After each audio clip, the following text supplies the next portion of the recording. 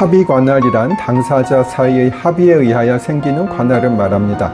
즉 원피고가 편의를 이유로 법정 관할과 다른 법원을 관할 법원으로 정한다고 하더라도 그것이 특별히 공익상의 요구에 반하지 않는 한 이를 인정해 주는 것입니다.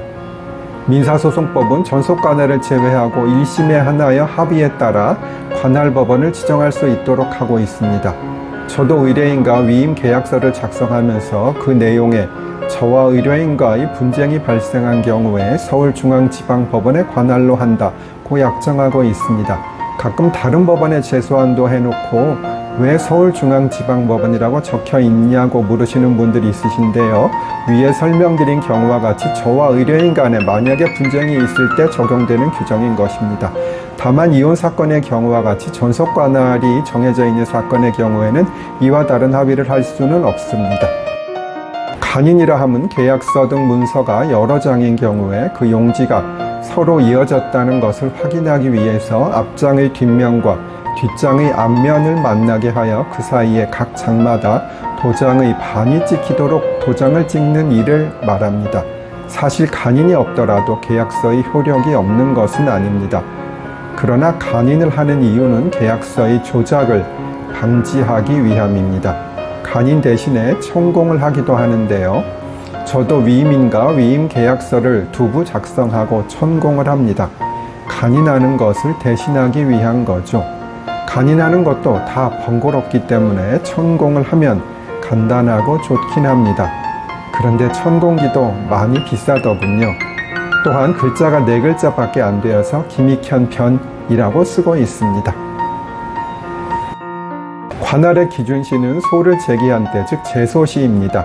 소를 제기한 때 관할이 있다면 소송 절차의 안정을 위하여 굳이 사정 변경, 즉 주소 이전이 있어도 관할에 영향이 없는 것입니다. 예를 들어 원고가 피고의 주소지 법원인 서울에 제소를 했는데 피고가 그 다음날 전라도 광주로 이사를 했다 하더라도 제소 당시의 피고의 주소지인 서울에 관할이 있게 됩니다. 그런데 만약에 송달이 되지 않으면 법원에서는 피고의 주민등록 초본을 제출하라는 보정명령을 내게 되고 원고나 원고 변호사 사무실 직원이 주민센터에 가면 피고의 주민등록 초본을 발급받을 수 있습니다. 그래서 그것을 법원에 제출하게 되는데 법원 직원이나 판사가 주민등록 초본의 이사 날짜를 자세히 살펴보지 않고 현재 주소가 서울이 아닌 광주인 것을 보고 광주로 소송을 이송하는 일이 종종 발생합니다. 저도 한번 그런 일을 겪었고요. 다음 쇼츠로 오세요. 전의 쇼츠에서 이어집니다. 그래서 이송 결정에 대해서 제가 즉시 항고를 했고요. 저는 피고의 변호사였지요. 저 입장에서는 서울에서 재판받는 게 광주에서 재판받는 것보다 100배 낫겠지요. 결국 판사는 제가 즉시 항고를 하니 이송 결정을 취소했습니다. 그렇게 되면 원래의 관할 법원인 서울에 관할이 생긴 것이지요. 그런데 무슨 생각인지 원고가 소를 취하했습니다. 그리고 나서 다시 소송을 제기했는데 광주지방법원에 제소를 했습니다. 상대방도 서울 변호사인데 무슨 생각으로 일을 그렇게 하는지 도저히 이해가 되지 않았네요. 광주에서 재판받으면서 한번 여행이라도 다녀오시려 하는 것인지. 하여간 관할의 기준시는 소제기시 기억해 두세요.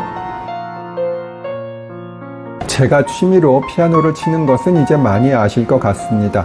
제가 변호사든 피아노든 동영상을 만들면 직접 앞뒤를 자르고 하는 작업을 하지는 않고 제 사무실에 유튜브 관련 영상을 자르고 자막을 입히고 하는 직원이 있습니다. 솔직히 제가 유튜브를 많이 하니 변호사인지 유튜버인지 잘 모르겠다는 생각이 들기도 합니다. 에고, 또 주제를 벗어났군요. 그런데 예를 들어 제가 3분짜리 곡을 치면 너무 빨리 끝난다고 하는 분들이 있어서 곡을 여러 번 붙여서 30분이나 1시간으로 만들어서 올린 적이 과거에 있었습니다.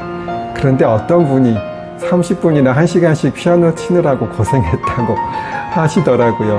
다른 분들도 그렇게 생각하신 적 혹시 있으신가요? 제가 엄청 바쁘게 살고 있는데 3분짜리 곡을 10번이나 20번 쳐서 30분이나 1시간씩 동영상을 만들 수가 있겠습니까?